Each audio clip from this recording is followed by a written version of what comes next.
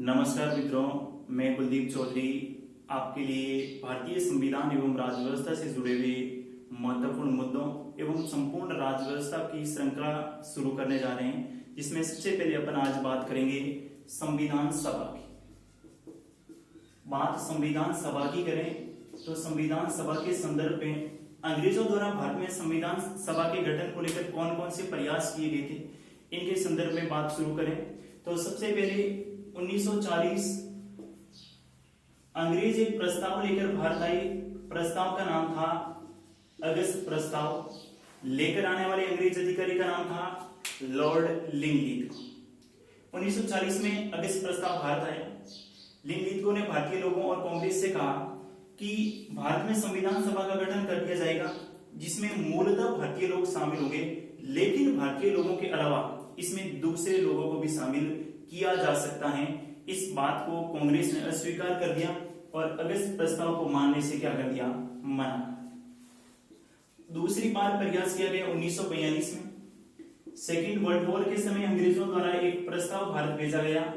प्रस्ताव का नाम था क्रिप्स प्रस्ताव और लेके आने वाले अंग्रेज अधिकारी का नाम था स्टेफर्ड क्रिप्स। स्टेफर्ड क्रिप्स ने कांग्रेस और भारत के लोगों से कहा कि जैसे ही सेकेंड वर्ल्ड वॉर समाप्त हो जाएगा, हम भारत के लिए एक संविधान सभा का गठन कर देंगे। लेकिन भारतीय लोगों ने इसको मानने से क्या कर दिया, मना कर दिया। कहा हम तो पराधीन राष्ट्र के निवासी और पराधीन राष्ट्र का वर्ल्ड वॉर से कोई ताल्लुक नहीं होता है। लगातार अंग्रेजों द्वारा 2 प्रयास किए गए, लेकिन दोनों ही प्रयास क्या हो गए, असफल। सेकेंड वर्ल्ड वॉर की समाप्ति के पश्चात 1946 में इंग्लैंड में चुनाव हुए और इंग्लैंड के नए प्रधानमंत्री बने क्लीमेंट एटली लेबर पार्टी से संबंधित थे और उदारवादी नेता थे। इन्होंने भारत में संविधान सभा के गठन को लेकर एक मिशन भारत भेजा और उस मिशन का नाम था मित्रों कैबिनेट मिशन। मिशन का नाम क्या था, कैबिनेट मिशन। कैबिनेट मिशन अपन बात कर रहे हैं 1946 की। इस मिशन का नाम कैबिनेट मिशन इसलिए पड़ा क्योंकि ये इसमें शामिल कुल 3 सदस्य थे और तीनों ही एटली की सरकार के कैबिनेट मंत्री थे, इसलिए इस मिशन का नाम क्या हो गया, कैबिनेट मिशन। 3 सदस्य कौन कौन थे, इनको लेकर अपन बात करें। पहला सदस्य था सर पैट्रिक लॉरेंस, दूसरा था स्टेफर्ड क्रिप्स और तीसरा था AV Alexander. Sir Patrick Lawrence Bharat सचिव था, स्टेफर्ड क्रिप्स इंग्लैंड की सरकार में व्यापार मंत्री था और तीसरा एवी अलेक्जेंडर इंग्लैंड की सरकार में नौसेना मंत्री था। तीनों के द्वारा ये प्रस्ताव भारत लेकर आए और इन्होंने कहा कि भारत में एक संविधान सभा होगी और इस संविधान सभा में कुल 389 सदस्य होंगे, 389 सदस्य होंगे। बात ये आती है कि संविधान सभा में 389 सदस्य ही क्यों रहे, 400, 500, 200 या 300 क्यों नहीं रहे। तो अपने बात करें, प्रति 10 लाख की जनसंख्या पर संविधान सभा में एक सदस्य को प्रतिनिधित्व प्रदान किया गया, अर्थात उस समय भारत की जनसंख्या लगभग 40 करोड़ के आसपास थी, इसलिए 389। इस 389 को 2 भागों में बांटा जा सकता है। उस समय 2 भाग थे, एक तो अंग्रेज भारत और दूसरा देसी भारत। अंग्रेज भारत की बात करें तो अंग्रेज भारत से 292 प्लस 4 बराबर 296 सदस्य और देसी भारत से 93 सदस्य आएंगे। अंग्रेज भारत से जो सदस्य आएंगे वो 296 सदस्य निर्वाचित होंगे, अर्थात इन सदस्यों के लिए क्या होगा, चुनाव होगा। जबकि देसी रियासतों के राजाओं को यह कहा गया कि आप अपने सदस्यों को मनोनीत कर सकते हैं, चुनाव की कोई आवश्यकता नहीं है। सीधा सा क्वेश्चन पूछा जा सकता है कि संविधान सभा में कितने सदस्य निर्वाचित थे, 296। संविधान सभा में कितने सदस्य मनोनीत थे, 93। अब बात करें 296। अब जो ये 4 है, ये 4 चीफ कमिश्नरी क्षेत्र थे। जैसे वर्तमान में यूनियन टेरिटरी है, पहले चीफ कमिश्नरी क्षेत्र थे। कौन कौन से थे उनको लेकर भी बात कर लेते हैं। पहला चीफ कमिश्नरी क्षेत्र था दिल्ली, दूसरा अपने राजस्थान में था अजमेर मेरवाड़ा, तीसरा था कुर्ग और कुर्ग आपके पड़ता है कर्नाटक में, और चौथा था बलूचिस्तान और बलूचिस्तान आपके पड़ता है पाकिस्तान। कुल कितने चीफ कमिश्नरी क्षेत्र थे? 4। चारों से कितने मेंबर आए? 4। बाकी कितने बचे? 292 और 4 246 सीटों पर चुनाव हुए। ये चुनाव हुए थे मित्रों जुलाई 1946 में। इन चुनावों की बात करें तो उस समय दो प्रमुख पार्टियां थी, एक तो कांग्रेस और दूसरी मुस्लिम लीग। दोनों ने चुनाव में भाग लिया, लेकिन 208 सीटों पर अकेली पार्टी जीत गई। कौन सी? कांग्रेस। और 73 सीटों पर कौन सी पार्टी जीत गई? मुस्लिम लीग। जब मुस्लिम लीग को संविधान सभा में स्पष्ट बहुमत नहीं मिला, पर्याप्त प्रतिनिधित्व नहीं मिला, तो मुस्लिम लीग ने इस चुनाव का बहिष्कार किया। साथ ही साथ उन्होंने 16 अगस्त 1946 को प्रत्यक्ष या सीधी कार्रवाई के नाम पर हिंदू मुसलमानों में क्या करवाए? दंगे करवाए। इसको लेकर अपन और बात करें तो संविधान को लेकर पहली बैठक अर्थात संविधान सभा की पहली बैठक की बात करते हैं।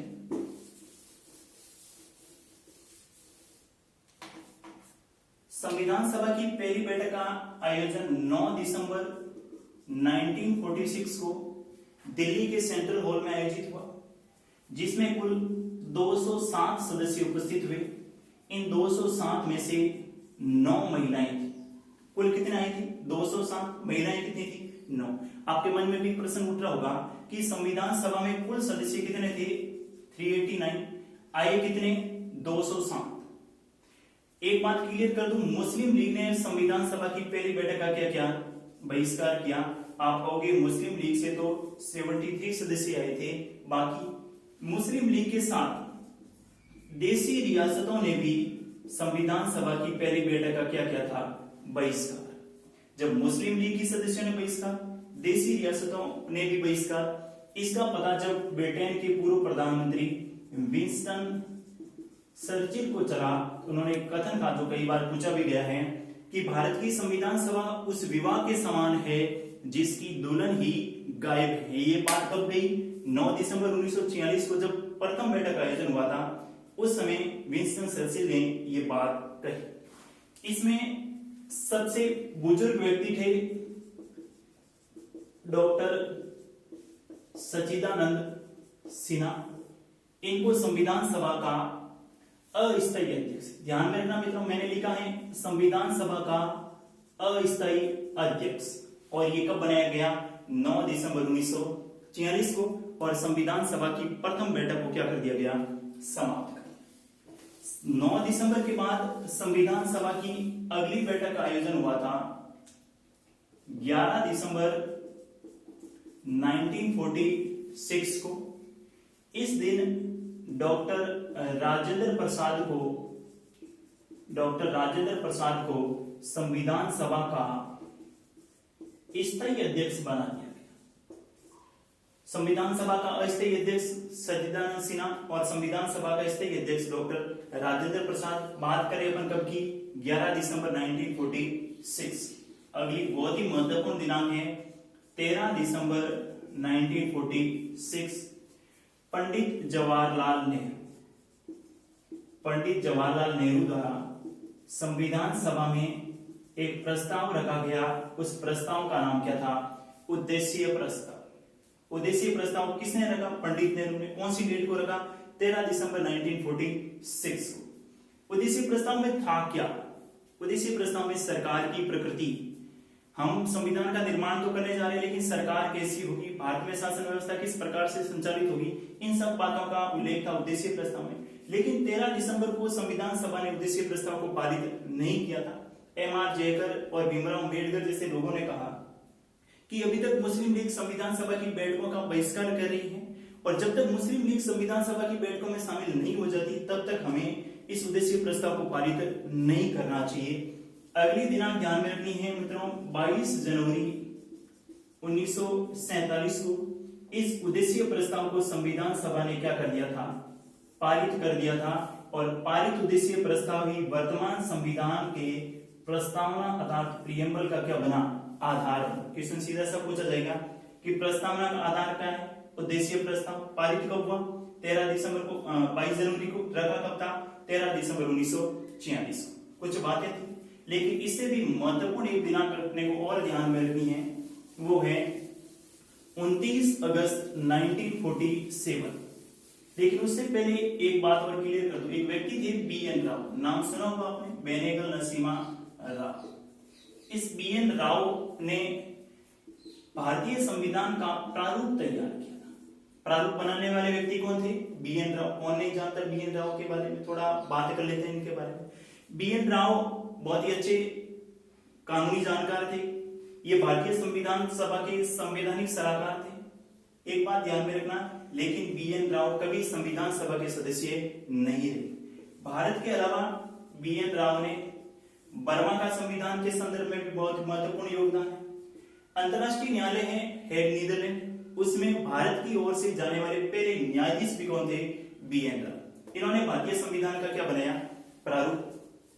इस प्रारूप पर विचार करने हेतु 29 अगस्त 1947 को एक समिति का गठन किया गया और उस समिति का नाम था प्रारूप समिति, ड्राफ्टिंग कमेटी, या इसका दूसरा नाम थोड़ा सा महत्वपूर्ण है, ध्यान में रखना, पांडुलेखन समिति। कब गठन हुआ? 29 अगस्त 1947। बहुत ही महत्वपूर्ण है। इसके अध्यक्ष थे डॉक्टर भीमराव अम्बेडकर। भीमराव अम्बेडकर। लेकिन अम्बेडकर साहब के अलावा इसमें 6 और मेंबर थे, यानी कुल मिलाकर इस प्रारूप समिति में कुल कितने मेंबर थे? 7। नाम ध्यान में रखना है, कई बार नाम पूछ लेते हैं कि कौन कौन प्रारूप समिति का सदस्य था और कौन नहीं था। गठन तो अपने बात कर ली 29 अगस्त को। पहला सदस्य हो गया भीमराव अम्बेडकर। भीमराव अम्बेडकर के अलावा दूसरा सदस्य था गोपाल स्वामी आयंगर। तीसरा सदस्य था अल्लादी कृष्ण स्वामी अय्यर। चौथा सदस्य था KM मुंशी, कन्हैयालाल माणिक्यलाल मुंशी। पांचवा सदस्य था मोहम्मद सादुल्ला। छठा सदस्य था TT कृष्णामाचारी और 7वां सदस्य था N माधवराव।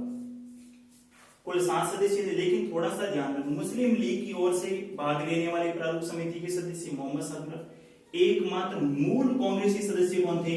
KM मुंशी। ये TT कृष्णामाचारी DP खेतान साहब की मृत्यु हो जाने के पश्चात आए थे। और एक सदस्य थे BL मित्तर, और BL मित्तर ने इस प्रारूप समिति से संविधान सभा से इस्तीफा दे दिया था। उसके बाद कौन आए थे? N माधवराव। डेट ध्यान में रखनी है 29 अगस्त 1947। अंबेडकर साहब अध्यक्ष थे। इसके बारे में कहा भी जाता है, डॉक्टर राजेंद्र प्रसाद ने इनके संदर्भ में बात भी की थी कि मैंने संविधान सभा के अध्यक्ष पर रहते हुए सबसे महत्वपूर्ण कार्य ये किया कि 29 अगस्त 1947 को बनी ड्राफ्टिंग कमेटी का अध्यक्ष मैंने किसको चुन लिया? भीमराव अम्बेडकर को। इसके कारण ही भारतीय संविधान में भीमराव अम्बेडकर का महत्वपूर्ण योगदान है। और अम्बेडकर केवी कामत जैसे कई व्यक्तियों ने अम्बेडकर साहब को भारतीय संविधान का जनक और जननी दोनों बात कही। अगली डेट ध्यान में रखी है 26 नवंबर 1949। 26 नवंबर 1949 को भारतीय संविधान को आंशिक रूप से लागू किया। कौन से रूप से लागू किया? आंशिक रूप से। इस दिन महत्वपूर्ण 16 आर्टिकलों को लागू किया। आपको कई कंफ्यूजन होंगे, कई गाइडों में 15 दे रखे हैं, क्लियर कर लेते हैं इसको भी। एक आर्टिकल है 394। इस 394 में उन 15 अनुच्छेदों का उल्लेख है जो 26 नवंबर 1949 को लागू हुए थे। अर्थात 15 और एक और कौन सा हो गया? 394।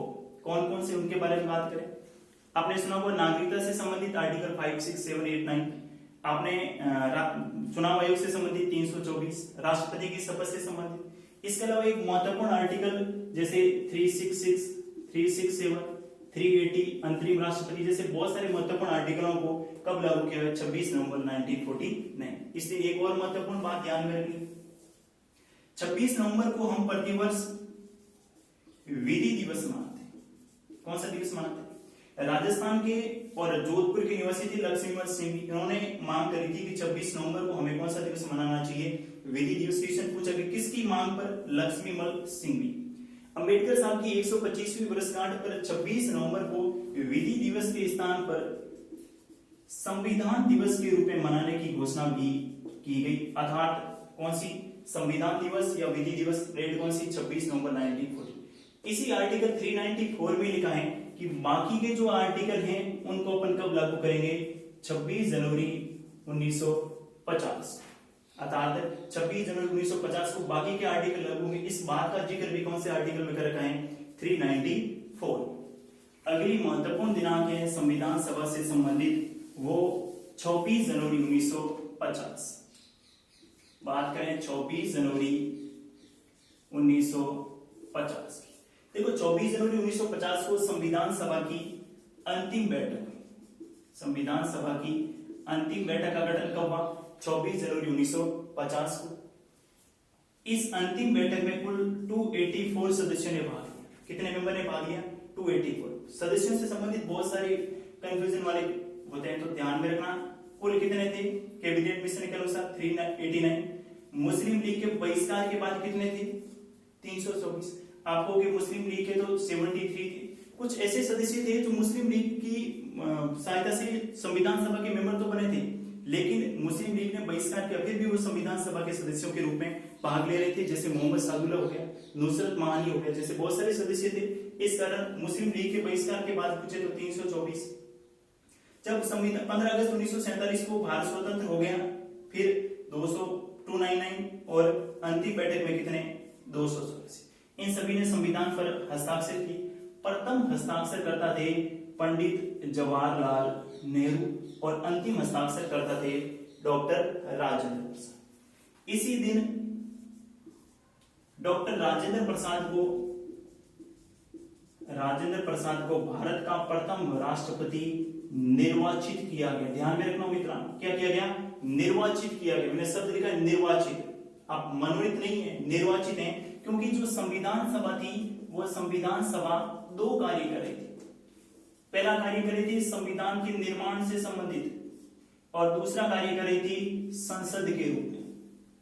जब संविधान के निर्माण की संबंध में बैठक होती थी, तब तो इसकी अध्यक्षता करते थे डॉक्टर राजेंद्र प्रसाद, और जब संसद के रूप में कार्य करते थे जब थे जीवी मावलकर। बाकायदा सब राष्ट्रपति के निर्वाचन के लिए फॉर्म मांगे गए।